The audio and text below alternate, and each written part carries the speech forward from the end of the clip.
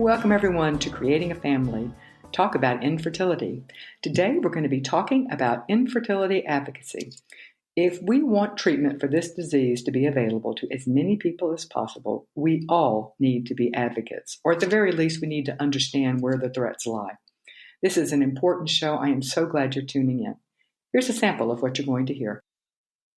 We now have 6 states that have insurance for fertility preservation, and my colleagues are in Texas today and tomorrow advocating in Texas for fertility preservation of all places. So why not? This should get done.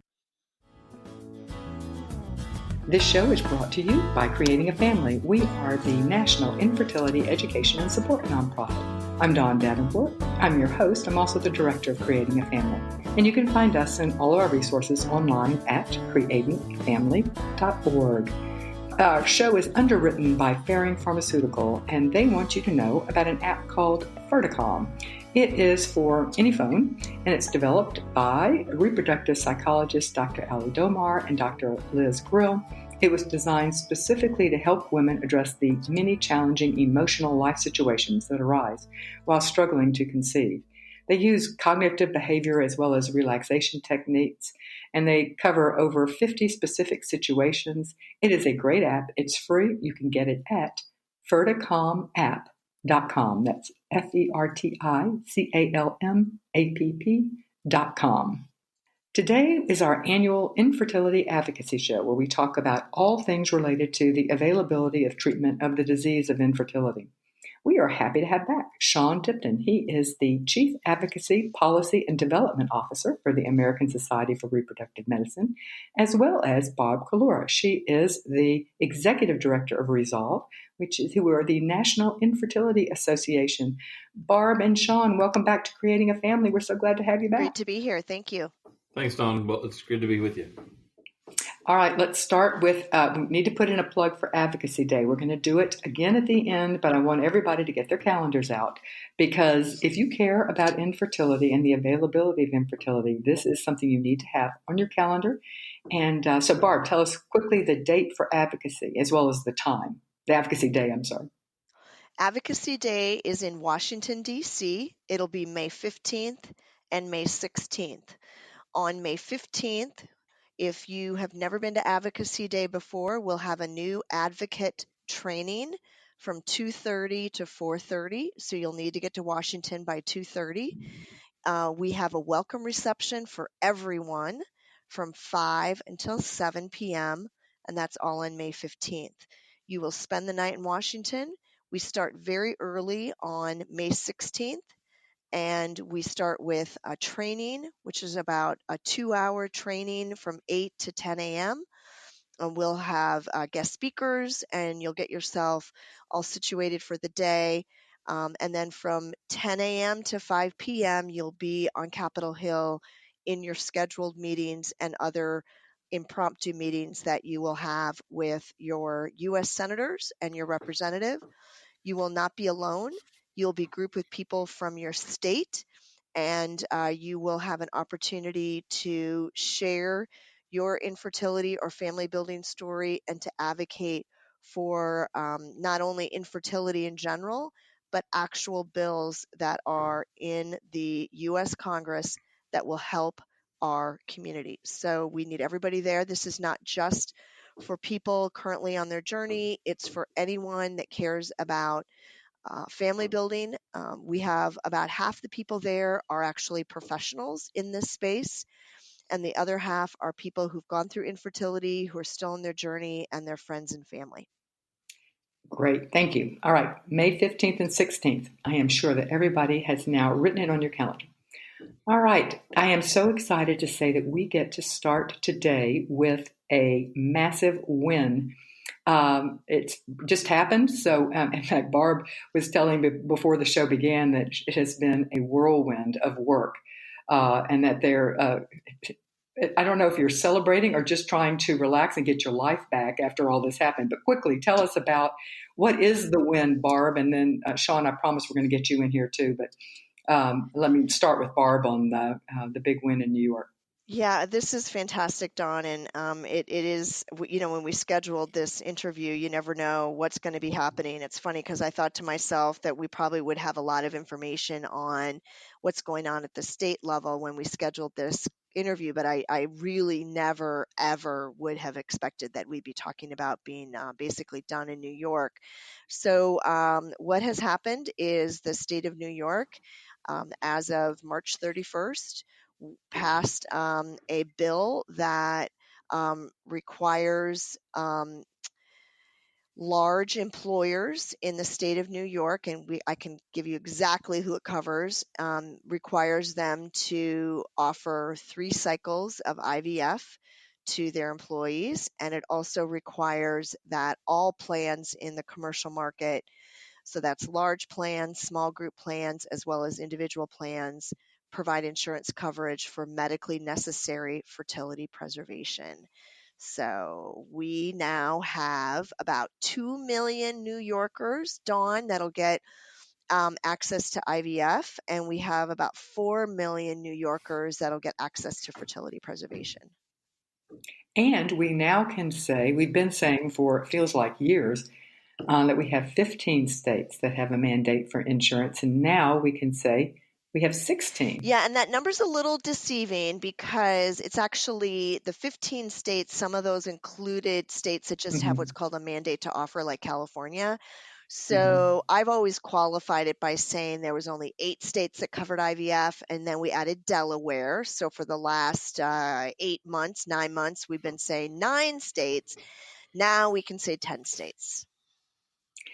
Oh, that's exciting. Okay, yeah, it's a good way to put it. So we have 10 states that cover some number of IVF. Yes. And the others have various, there is something in their law that requires coverage or requires that companies of a certain size offer that this plan is one that they can offer.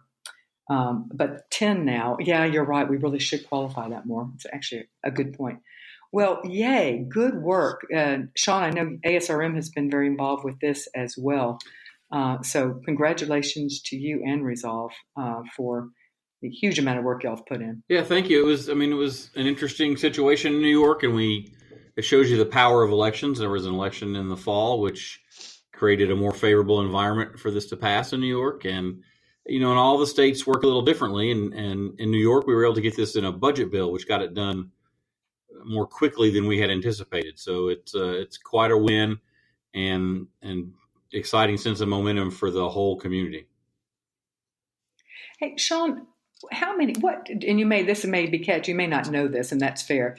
Do you have a feel for what percentage of people in the U.S. have health insurance coverage for, and Barb raises a good question. I was going to say for infertility diagnosis or treatment, but I also would like to know what percentage have coverage for IVF, because that would include people both within states that require it, but also those who work for companies who offer it, even though it isn't required. Do you have any feel for that? It's quite difficult to answer that question with any precision. One thing that's important to keep in mind is that all these state mandates have huge exemptions on either end of the employment scale. So people who work for large multi-state employers, state regulation of insurance doesn't touch them. So if you're working for Walmart or Ford Motor Company, there is a federal law that precludes states from regulating that insurance coverage for you. And most of them have an exemption at the other end for small employers as well.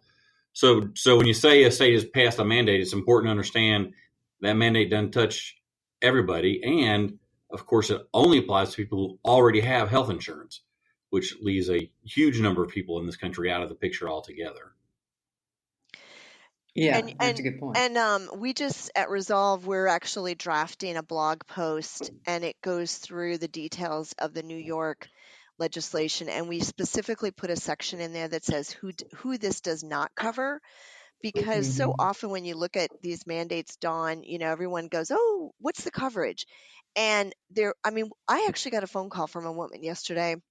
She got the email. She heard about the news. I don't know who she is. She literally just found our phone number on our website, and she has individual insurance, and she said, "When can I start getting my IVFs?" And I'm like, "Oh, you're not covered," So, and even people like who work for the federal government but live in New York, they're confused. So we I hate to say it, but we have a whole paragraph on who is not covered.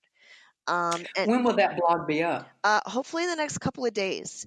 Okay. Because And that website, everybody, is resolve.org. And so you go there and let's see. Well, you'll see their blog. figure it There will out. probably We'll figure it out. Yeah.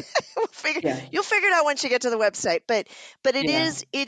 it's a that's why I said the numbers, because it is a significant win. But as Sean said, state laws, when these state legislatures pass state laws, it's so exciting, and it's a ton of work, and it does impact a lot of people, but there's a lot of people that it does not impact. So we can't stop. We can't stop fighting and doing what we're doing. And I think, Dawn, what we know is that for clinics who are in states with strong insurance mandates, it's still something around half, give or take 10% on either side of their patient volume that is paid for by insurance. So it touches people. And what we know is that not only does it apply to certain people who meet the legal requirements, it tends to change the market in those states. Yeah. So that people who are not necessarily legally required to cover anyway, because word gets out amongst the employers and in the insurance companies. They figure out how to offer this benefit and figure out it doesn't, in fact, make them go broke. Yeah, and they got to be competitive. Yeah, exactly. If you're not offering it, then right. The labor pool. If the labor pool can choose where they want to go work, and some companies offer it and some don't, they're going to vote with their feet. So yeah. Yeah. Okay, Sean, I'm giving you all the hard ones right now. So why infertility is a disease? Why is it not covered? I mean, just across the board, why are we having to fight state by state to get coverage for this disease? Well, how much time we have? I can talk about this for 8 or 10 hours probably, but we don't have I think the short answer is we have a long, shameful history around reproductive medicine and reproduction and sexuality in general in this country. And insurance companies are happy to take advantage of that stigma in order to avoid paying for something. I mean, I think it's as simple as that. It's absolutely shameful. I don't understand why this has happened. I mean, it's hard to imagine an insurance company saying, well, yeah, I'm not really going to cover heart disease. I don't approve of it, but I think it's wrapped up in a great many societal things that make it easy for folks to avoid. And probably a more apt one would be, if you've got heart disease, it's not fatal. It doesn't look like it's going to kill you. Because that's what we hear too, is that, well, infertility is really, it's not like it's a disease and that you're going to die. And that one drives me crazy. But in fact, that's what we do well, hear. And to that point, and I totally agree with Sean. And so given what Sean just stated, then I would look to the community to advocate for that change. I look at how mastectomies are completely covered after reconstructive surgery is completely covered after a mastectomy, and that is not life-saving. That's definitely life-enhancing. And for any of us who know people who've gone through that, it is very involved and very expensive and takes a very long time. So it's probably more expensive than a couple of IVF cycles. But that is covered. That reconstructive surgery is covered because of advocacy, because the breast cancer community, the physicians rose up and said, this should be covered. And they got it covered.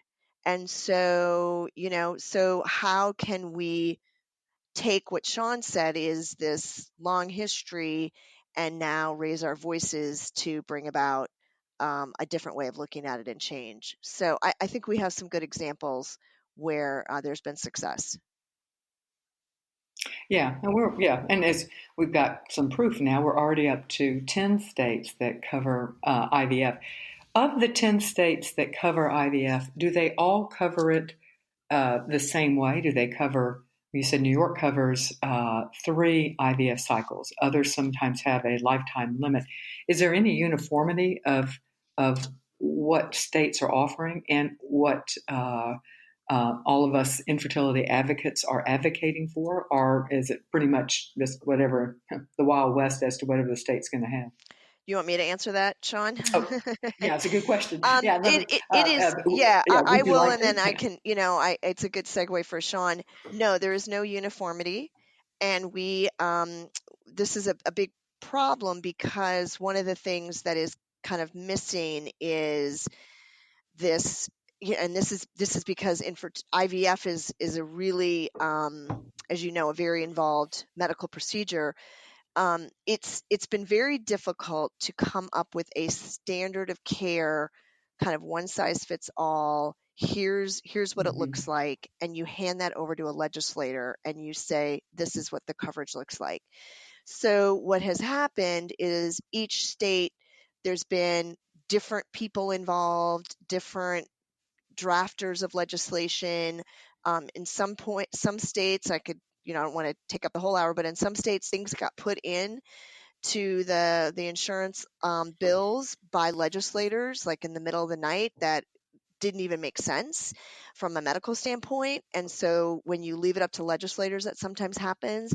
But we don't have a uniform approach to looking at this. And I think that's something that we as a community still need, and it needs to be evidence based. It needs to be locked down, and physicians totally agree with that. And because what's happening, Dawn, is the insurers are making up a lot of this, and they are covering. They are designing a benefit plan and a benefit coverage that we all look at and go, oh, it doesn't make sense at all.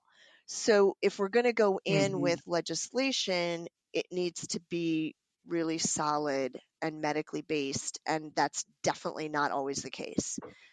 Sean, what do you? Yeah, I'll give an example of that, and then I will turn it over to Sean. An example of that is and I don't know what the new law in New York, but there are still states and insurance companies that are offering policies, even if it's not required by the state, that require a certain number of intrauterine inseminations, IUIs, before moving to IVF. And sometimes that is actually what a doctor that is the smart approach. But often it isn't. There's actually some really good research that would indicate that the cheapest and fastest way towards a pregnancy in many cases is to move straight to IVF. And it actually saves money and it saves time, which is important in protecting fertility. So I mean, that's an example where an insurance company is prescribing something that really is no longer considered best practice medically.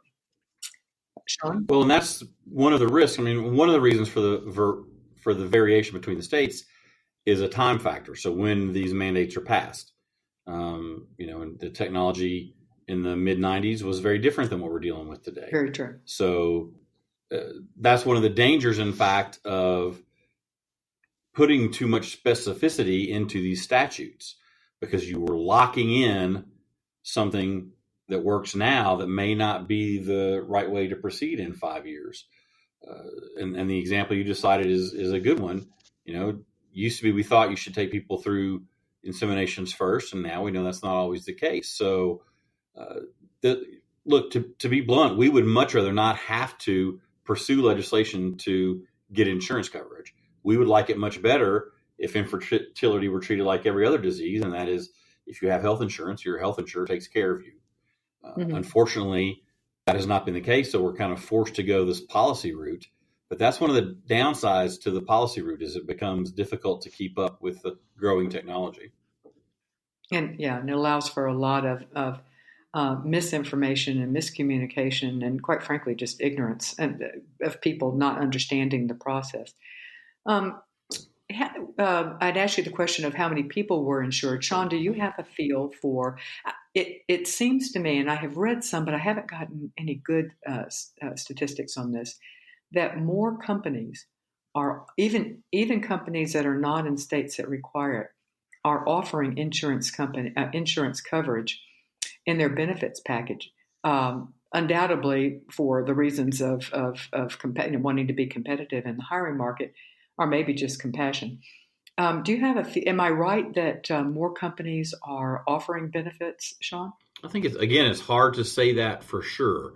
You see some high profile additions and you read about those, you're much less likely to hear about somebody who drops it. I don't know that I've ever heard of that. But it's not to say it doesn't happen.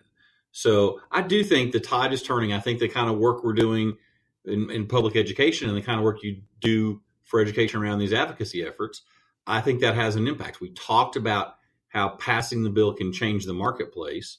I think sometimes just the debate can change the marketplace as well. And of course, what we know, and maybe Barb will talk about this a little, is that quite often employers just don't understand that they're not offering this. So sometimes it can be a simple thing to say, hey, maybe we should have this benefit, and people say, well, yeah, we should. Let's do it. So again, our policy route is not our first option. It's just one that sometimes you have to resort to. Well, that's a great segue into the question of most companies that offer, who have not been offering it and start offering coverage for infertility, do so because an employee brought it up and asked them. So, Barb, how do people go about asking, and who do they ask, and are they ever effective? So let's just pause for a moment, and the state laws that like the one in New York that we just passed, they impact what's called the fully insured marketplace, and those are tend to be small companies and large companies of 100 employees, maybe up to 500 employees, maybe even a little bit less. When you get a company that has over 500 employees and certainly over 1,000 employees, they are, and data shows about over 90% of those kinds of companies are what's called self-insured or self-funded. And so you as an employee having benefits, you don't know if your company is fully insured or self-insured. It doesn't say that anywhere. But the general rule is if you're working for a company that's got, over 1,000 employees, definitely, is probably going to be self-insured. And so what I'm going to talk about is that bucket of companies, because what happens with a self-insured company is that the company has full say in what their benefits are going to look like. They can basically create whatever they want, whatever kind of coverage they want. And so, as an employee, guess what? You have a tremendous say in that process. And so, we have a program called Coverage at Work, and our whole goal, Dawn, is to motivate employees at self-insured companies to go in and advocate for coverage. So just like they would go to their state legislator or they might come to Washington to advocate, we're basically saying, okay, take those skills and now go down to your HR department, go to your benefits administrator. So we have a template letter that helps get that conversation started. You would insert your personal story into that and providing that to your benefits department at your company. Now, I get it. That's going to take a lot of guts for you to go down to your employer and say, hi, I'm infertile and I would love to have, Exactly. this company provide IVF. But that's what's happening. People are having to speak up and having to share that, because if nobody is telling the HR folks or the benefit folks that this matters, Dawn, they're not going to add it. And so when we hear about companies adding it, they'll say, oh, well, we did an employee survey about, what benefits they want, and we want to be family friendly, and IVF came up as, in the survey. Okay, great. But what if you didn't have a survey? How are you letting people know? In fact, Dawn, we went to insurers and we said, why in the self-insured market, why isn't this more widely offered? What are you guys doing that's preventing that? And they said, hey, it's not us. Our customers who are employers aren't asking for it. And guess what? The companies aren't asking for it because their employees aren't asking for it. So I like to take kind of the bottom up approach, and I want employees advocating and making their employers a little, uncomfortable and saying, gee, we have a lot of employees that want this. They're going to turn around and say to their self-insured health insurance plan, you know what, my employees really need this. Can you add IVF coverage? So that's how the process works. So we have a template letter. You can go in and tell your story. We also have a white paper that you can give your HR folks that is for a benefits person. It's written for a benefits person. We have a really cool infographic on why having coverage is good for your employees. So we have some tools, but the folks have to go in and be our feet on the ground and start that conversation. Yeah, but you make it fairly easy. And Barb just said something that I think is real important, and that is the bottom up aspect of this, because we spent years thinking, oh, we're the smart doctors. We know how to talk about this. And we would try to, and we still do, go and have conversations with insurance companies directly and employers directly. And I've been pretty impressed that empowering employees to ask seems to be much more effective than having our folks go in and try to make the case sort of on a medical financial basis. I was just in Sacramento last week. We were advocating for legislation in California. And one of our advocates works for a self-insured food company. And she made the ask, and now they're going to offer 3 cycles of IVF starting like June 1st or something.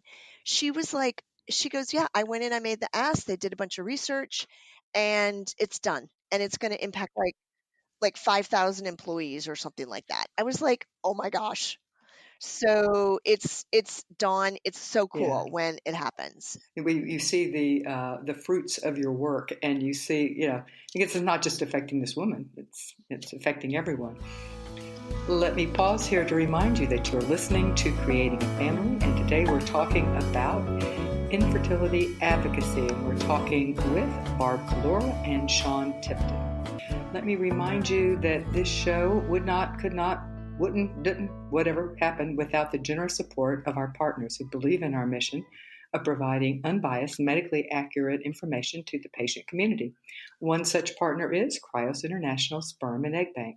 They are dedicated to providing a wide range and selection of high-quality, extensively screened frozen donor sperm and egg for all races, ethnicities, and phenotypes for both home insemination and fertility treatment. Cryos International is the world's largest sperm bank and the first freestanding independent egg bank in the United States, helping to provide a wonderful gift to families. And let me also throw out a request to everyone.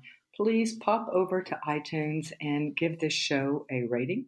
We depend upon that because iTunes depends upon the rating. So we read each one if you write a comment, and we appreciate that, but we will just take the star rating as well. So if you will pop over there and do that, that would be a huge help to us. All right. Now, coming back, we've talked about insurance. Now let's talk to one that's in some ways more insidious, and that is the whole idea of personhood laws. Sean, can you explain what we mean by personhood laws? Sure. The concept is these are measures either federally or in state to either put in through statute or in some cases through the Constitution, a measure that says that a fertilized egg has full constitutional and legal standing in that jurisdiction, be it the state or the country in the case of the federal government. So it is these are pushed by anti-abortion activists. It has a long history that has to do with some of the language in the Roe v. Wade decision itself, which is the Supreme Court case that legalized abortion throughout the country.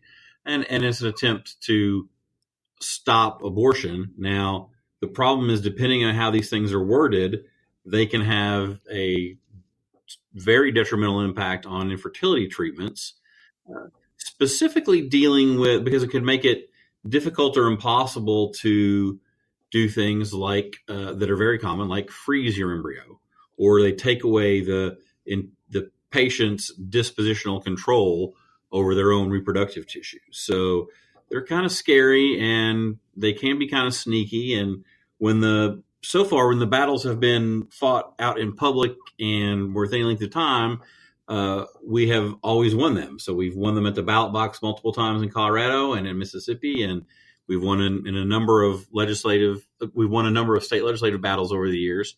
But they're still coming, and sometimes they get sneaky. So we just this week are dealing with one in Iowa that started as one of these fetal homicide statutes. That is the idea that if you were to, if you kill a woman who is also pregnant, you have committed 2 homicides. So it started with that, and now it has been amended to becoming, in effect, a personhood statute. So we're having to gin up late in the day to try to fight it. And I don't know how we'll do there, frankly. Sean, what are some of the ways that these laws impact, in a very practical way, the practice of infertility medicine? Well, it's hard to generalize because it depends on the very specific wording of the measure you're talking about in the states, and they can differ. But for example, if they just say that life begins at the moment of conception, and from that moment on, you have full constitutional and legal standing in the state, for example, which is a common sort of way to do these. What that means is that a fertilized egg in an IVF facility's laboratory is to be treated just like any other living person. So, you can't freeze an adult or a born baby. We do that all the time with embryos. So, it creates a lot of issues. For example, if an embryologist were to trip and fall and spill a vial that had embryos in it, under personhood measures, that medical professional has just committed a homicide. So, it's pretty scary to think about in real life how that might work for infertility patients and professionals.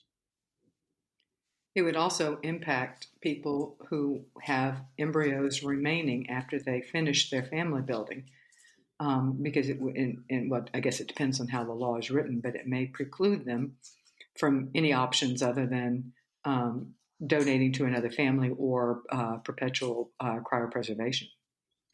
Well, I'm not even sure that perpetual cryopreservation would be allowed. I mean, again, when I was growing up, I would have loved to have put my big brother in a freezer. It would have been frowned upon. Had my big brother still been a 4-celled embryo, probably would have been okay. Well, okay, yeah, valid point. Barb, so what can the rest of us do other than be aware of how these type of laws impact the practice of infertility medicine, as well as the availability of it? Well, I think there's 2 ways that I always approach this, and one is, first of all, and I think, Sean, you would agree with me, but we never say personhood would outlaw IVF. I should say resolve. We don't necessarily say it that way. As Sean has described, we always say that it would make the practice of IVF to the standard of care that we all deserve and that is delivered very, very difficult. So that's a little different way than saying it's outlawed. Outlawed, you think that people are going to arrest an embryologist or something. So the other thing is, I tell people that even if they have identified themselves as pro-life on the choice, anti-choice spectrum, that personhood is an extreme anti-choice position. I say extreme because it is not something that has really that has taken hold in terms of past, and that is a real strategy. We're certainly worried that may happen, but thus far it has not been a mainstream anti-choice method. And so when you are thinking about a state legislator or a federal legislator and you're looking at their record on the choice issue and anti-choice issue, don't assume that they're going to necessarily support personhood. We have found over the years that once we sit down with these folks and we explain how personhood would negatively impact the practice of IVF, they are astounded. They had no idea. We are educating them. They feel, oh my gosh, that's gone too far. That's not what I'm trying to do here. So it's been really eye-opening to me to take that education, but it takes time. And people don't know when they look at a bill that's 2 or 3 sentences long. And a lot of these personhood bills are very short and look very to the point. And then when we come in and we say, but this is what's going to happen to people who are trying to build their family, they're really surprised, quite honestly. So those are just a couple of things to take away from this is that it's subtle. It can sometimes be subtle, and there's an education and a communication around this that the onus is on us and our community to do. Sean can tell you, we can't stay silent. We can't assume that anybody's going to understand and know where we're coming from in our position. And that makes it even harder and scarier for us, because we got to show up, because every single one of these, we got to start over and explain the whole thing. Yeah, that makes very good sense. All right, let's now talk about surrogacy and surrogacy laws. Talk about variations. It really does differ by state. So how do the states vary, Barb, in their laws on surrogacy? Well, the vast majority of states have no law. And so what is the norm is based on either case law or just, the general practice. There are very, very few states that have good statutes that talk about surrogacy and ensure that it is legal and that protections are in place. And I can name a few of those states that have done that. And then we have states like New York and Michigan that gestational surrogacy is very, very difficult. In fact, in New York, compensated gestational carrier arrangements are actually illegal. So you've got the real spectrum, and then, like I said, the vast majority do not have any kind of law, and so there's for the most part, very good things that are happening in those states, but the potential is there without any kind of good regulation to ensure that nothing bad happens. Oh, okay. So I see your point. Then the absence of laws could be detrimental, because the laws also make certain that everything happens in a manner that is in the best interest of all parties. Well, we have a situation in Minnesota right now where they're trying to make gestational surrogacy very, very difficult. And if we had a law, a good piece of regulation, which the state had actually and advocates had actually advocated for a number of years ago, that was then vetoed, we wouldn't be in this position. So, in Maryland, a group of ART attorneys and physicians and Resolve have worked really hard on a good piece of legislation in the state of Maryland, not because anything bad's happened in Maryland, but it just is the right thing to do. And that has stalled in Maryland. So some states are more open to it. And then, we want to fend off anything that could pop up that's negative. In the case of New York, we're working very hard to overturn that ban. And so we have a really good piece of legislation that we're trying to get passed, and knock on wood, it'll happen before June.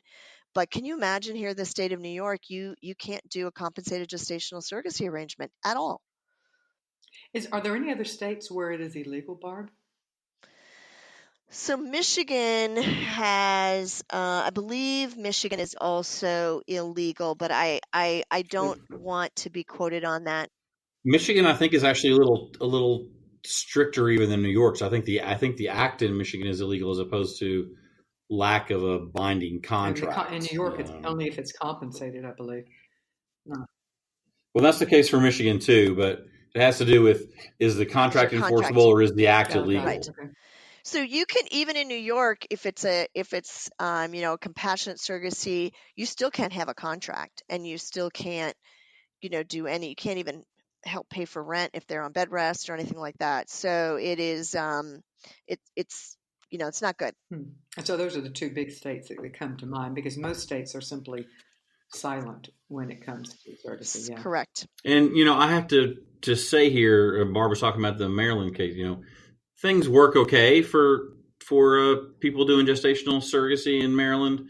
So I get a little nervous sometimes when we try to change that and get a much better statute in. Now, in Maryland is a little different of a state, but in some states you start that process and it's easy to lose control of it, and you could end up with something bad.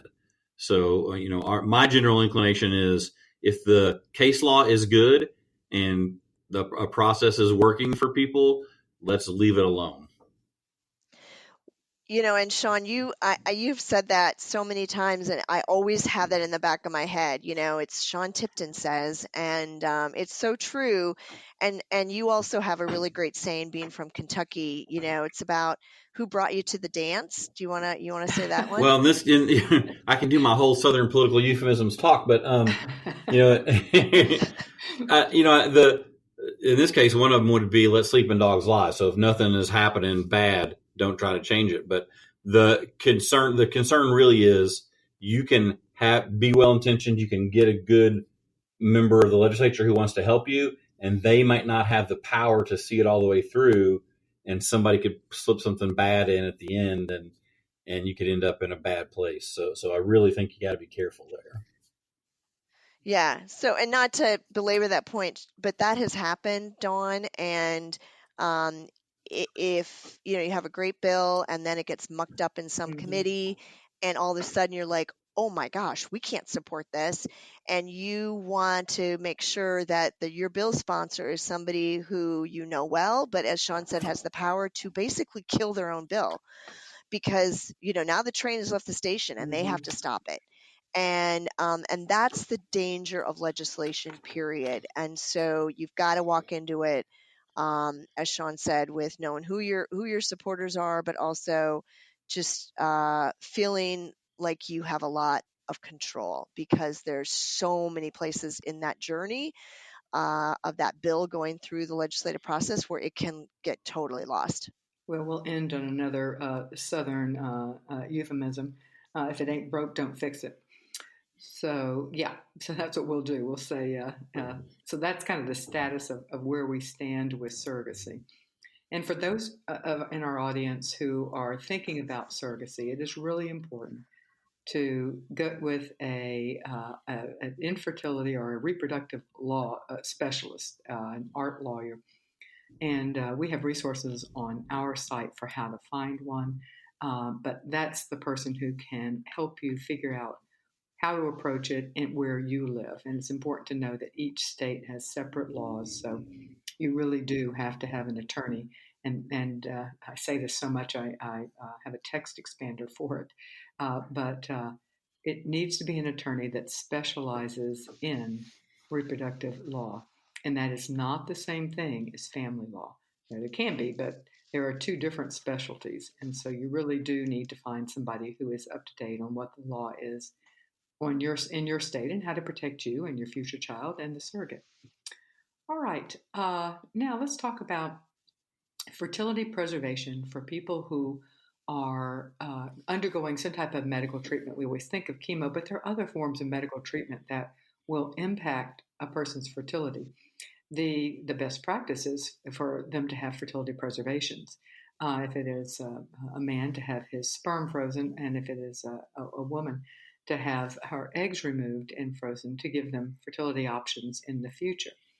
Now, Barb, I'm assuming that any caring person would think that somebody undergoing medical treatment that's going to rob them of the fertility, that fertility preservation would just automatically be covered. Tell me I'm right. Oh, Dawn, no. Didn't you hear anything Sean said? This whole thing of sperm and egg and reproduction, nobody likes to talk about that and cover it and even acknowledge that our bodies have these parts that can do things. Yeah. So it is really unbelievable that this is not part of cancer care, that this is Yeah, I tell you. not infertility. Okay. This is fertility, medically necessary fertility preservation is not infertility. And that's the problem, is that No. people look at an infertility definition in a state and say, well, you have to be infertile, you have to have tried for 12 months. And the person's like, I'm 22 or I'm 18 or I just got diagnosed with Hodgkin's and I have 2 weeks before I start my treatment. This has nothing to do with I'm trying to conceive.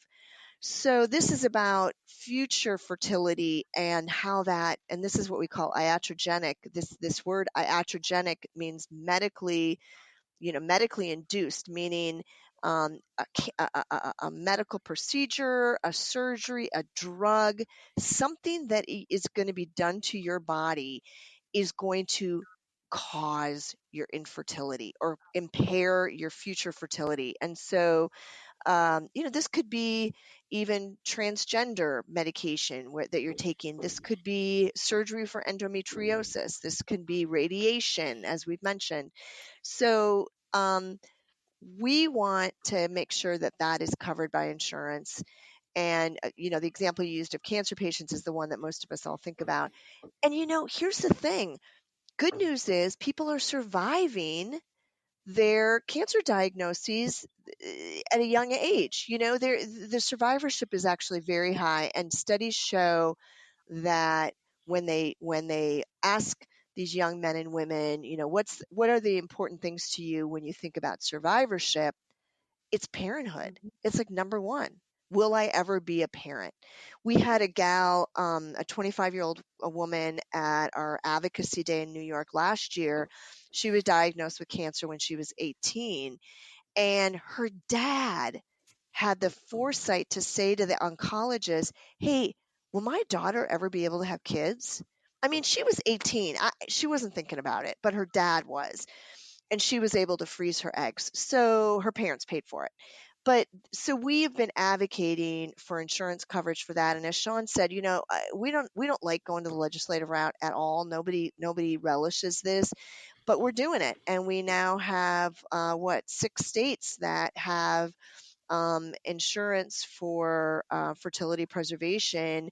And my colleagues are in Texas today and tomorrow advocating in Texas for fertility preservation of all places. So why not?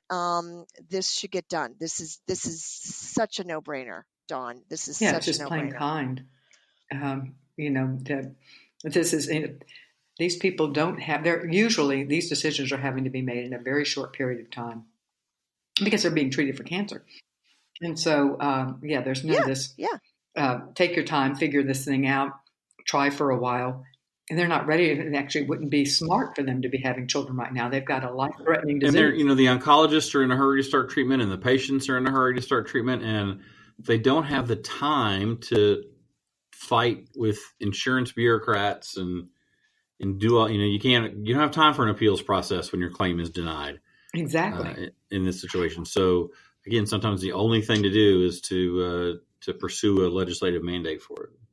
Yeah, that way everybody is protected, and it's not the poor person, the man or the woman, who is facing a life-altering diagnosis at the same time they want to preserve their fertility for their future life. Yeah, that's why this just seems so cruel to put somebody in. I just can't imagine how difficult that time must be for someone, and then to put them in a position where they're now having to fight and try to figure out how to pay for something that they're hoping that they're going to get cured and be able to use their gametes. All right, let's talk a little about, and actually this is a little bit of overlap, how the military handles coverage for infertility treatment for their soldiers or families. And Sean, the overlap is that sometimes it's their service that has impacted their fertility. Sometimes it's not, but so let's talk about both, how the infertility. I mean, how the military handles the infertility just in general. Well, of course, the biggest overlap is that it's another inexcusable, unethical omission that, for the most part, our military and our veterans do not get their reproductive medical needs taken care of appropriately by our government. So That's, I think, the key overlap. Now, there are we are making some progress on that front. So if you are both active duty and for veterans, if your infertility was caused directly through a service-related injury, you can now get your infertility covered. Now, that seems to be working a little bit better under TRICARE, the system that takes care of active duty military. It's still a little bit of a struggle in the Veterans Administration system, but we're hard at work working with them, working with the appropriate oversight committees in Congress to try to help encourage the VA to get to figure out how to do all this better. So we're making some progress, but again, it is currently limited to those who have been rendered infertile through their service, and that really needs to change. So what about a spouse of or a military, a soldier herself who is infertile but not through injury caused by her service to our country? How does TRICARE handle that? Sean? They wish you good luck and send you on your merry way. Yeah, so they don't have coverage, Dawn. TRICARE does not cover IVF, so that's about 9 million. I think TRICARE is about 9 million lives. That's active duty and retirees that don't have coverage for IVF. But what the military does is there's a handful of what they call military treatment facilities, which are basically hospitals or medical facilities run by the military, and there's they're all over the country, but there's a handful of them, 5 or 6 of them, let's say, that actually do IVF, and one of them is Walter Reed, that's here in Washington D.C. One's in San Diego, one's in outside of Seattle. So what happens is, you as somebody who's active duty, think about it. You have to get yourself to one of those military treatment facilities. You're paying for it out of your own pocket. You're going to have to pay for, you're going to have to take leave or something, because it's not like it's part of your job. And then you're going to pay out of pocket. Now, the good news is the doctor and the facility is paid for by the military, because it's at these military treatment facilities. So you're paying about half the cost. Most of that is the lab and your medications, because the labs are not military run. So all of the work that the lab does is done by a third party that the military has contracted with, and so you're still forking out $5,000, $6,000, $7,000 or more. Plus you have to get yourself there, and you got to figure out how you're going to take leave. So, and these are, our military is all over the world. So, you got to be here in the U.S. It's very hard. It's so many barriers. So if you're in a city, if you're stationed someplace where there's, access to ASRM's members, you're paying like everybody else. Mm-hmm. You don't get it. You don't get any kind of deal, and you don't get your TRICARE doesn't cover it. And the other thing that we hear from military is that there's often, if you are fortunate enough to be located near one of the military hospitals that offer, or facilities that offer IVF, and as you point out, there's only 5, so there's not very many, and the odds are not high. But let's say you are located, there's usually quite a bit of a wait time before you can get treatment. And time is just not often, it's not on your side usually, because you're postponing your in every year that goes by, you decrease your chances with or without treatment. And I'm not sure that that's universal to all of the facilities, but we have certainly heard that complaint. Yeah, it's definitely a problem at some of the facilities. Certainly, I think the one in California is one of the ones you always hear about. Walter Reed generally there's not a big wait time, which is kind of surprising, but it can handle a larger volume, and so so they tend to do a better job of that. But I'll tell you, it's unacceptable, as Sean said, and we have a bill in Congress that we'll be advocating for at our Advocacy Day that would require TRICARE to cover it. Okay, excellent. All right, I was checking on the Resolve site before the show, and I was so glad to see that you had something about EEOC, Equal Employment Opportunity Commission rulings. Because one of the things that you don't often think about, if you're new to the world of infertility, is that the treatment of infertility can very often interfere with work. There are a lot of appointments, and clinics do a pretty good job of trying to make their appointments at a convenient time, very early in the morning, late at night, things like that. Not late at night, but after work and before work. And they try to work with their patients to schedule during times that interfere with work less. But the reality is there are aspects of treatment that do impact your work. So, Barb, can you talk to us a little about some of the EEOC rulings that have an impact on people who have to take, and absences are what comes to mind, but there may be other things that the treatment of infertility would potentially impact your work? Well, I'm not as well versed on every EEOC ruling on this, but I think there's a couple of rules of thumb, and I will say Sean Tipton is a great legal mind too, and he's a great resource to try and figure out how to work a system in a good way. Okay, Sean, you're up But next. but Okay. yeah, but I would just say to people, look, infertility is a disease. You're going through medical treatment. This isn't a lifestyle choice. And if you feel discriminated against in your workplace because of your medical appointments and what they are for, um, I would I would brush up on what the situation is in your particular state, the kind of employer you work for, and I would not stand for that. I would encourage people to speak up, and if they feel that they have been singled out, we've heard of teachers at Catholic schools who are singled out. We had a woman at our advocacy day one year who worked for a printing company that printed materials for the Catholic diocese in her area, and she was posting on social media about coming to advocacy day, and they threatened her job with those posts of her in Washington D.C. meeting with her legislators. So there's a lot of ways that this can impact your workplace, not just those missed appointments. So don't sell yourself short and say, well, I can see where they might think that this is they have some kind of claim. That is not the case. Sean?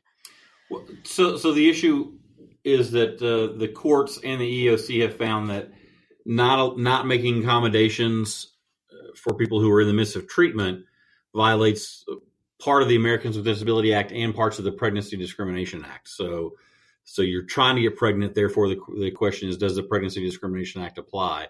And generally, the precedent has been that yes, in fact, it does. So yeah, you have the right to get off work for your treatments. You should assert it. We filed as an amicus a partner in one of the cases where a school teacher was dismissed because it was a Catholic school employee, and we managed to help her win that settlement. So, people will fight for you, but you have to be willing to start what can be quite a scary process. No, it really can be. This is your job you're talking about. All right, Sean, what are some of ASRM's top targets for the next year in advocacy? Barb, you're going to be up next, so you be thinking. Well, we've talked about some of the state access issues. We've talked about personhood. I think at the federal level, a couple things that we're going to be working on have to do with research policy and research funding. So we are always looking to make sure that our partners in the federal government, such as the National Institutes of Health and the Centers for Disease Control and the FDA, have the resources they need to do their work. So we are always working on that. There also have been some undue restrictions on the research process, again, stemming oftentimes from the anti-choice community. So we're going to be making a run at some of those. Quite specifically, there's been a recent prohibition that stops the FDA from even evaluating gene editing technologies, and we think that's entirely the wrong way to go. We don't know that those technologies are going to work. They certainly aren't ready for clinical application yet, but we really need to be able to understand something before we make a decision that we're never going to do it. And you think that will be coming up this year? Yeah, it's going to be part of the appropriations process. So, these are the laws that the government's passed to actually say, yes, this is what we're going to spend our money on. The signing of the checks is the way I like to think about it. And you can put restrictions or policy riders in those bills. And so that's where that fight will take place. Okay. And Barb, what are some of the main focuses for Resolve this year on the advocacy front? Well, some of it is what we've talked about. California is just ramping up. They'll have a committee hearings in the month of April.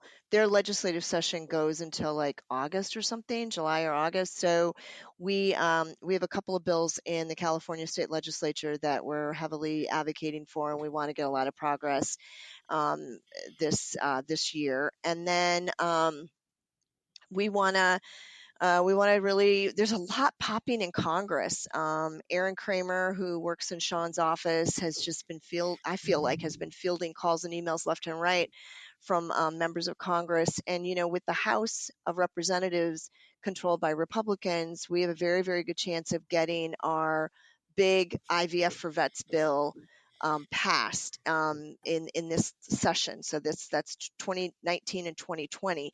And we've been meeting with all the right people, and there's tremendous enthusiasm and for that. So I'm not saying it's going to pass in the Senate and become law, but we can make a lot of progress in the House of Representatives. I'm kind of excited about that because we've been sort of put off by what's been going on in Congress the last few years.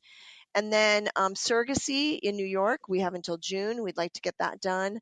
And then Dawn, some of the other things that Resolve's going to be doing are more internally focused. It's building up our grassroots network, developing tools and resources for our Coverage at Work program, and just really expanding those programs and making sure we have the infrastructure and the tools and resources so that when we do sort of what I call blow those up, we have everything in place to support that. So those are the priorities that we're working on this year. Excellent. And we thank you and ASRM for the work you guys do to help keep infertility available and legal and all the good things in infertility as well as surrogacy. And just one more shout out. We have Advocacy Day, everyone. If you're in the car, all you got to do is remember really just May 16th, but you got to get there early on the 16th. So if you're coming in from out of town, you need to get in on the 15th. It's a lot of fun and it does a lot of good. So keep in mind that you can also get information about advocacy issues at the asrm.org website. So both places are where you need to go to get information about what you can do as somebody who has been impacted or who cares about those people who are infertile. As we always say, the information provided in this show is information that is the views of the guest and do not necessarily reflect those of the position of creating a family, our partners, or our underwriters. And also, this information provided is general advice. In this case, it really isn't applicable to this show since it's advocacy. Thank you all for listening today, and I will see you next week.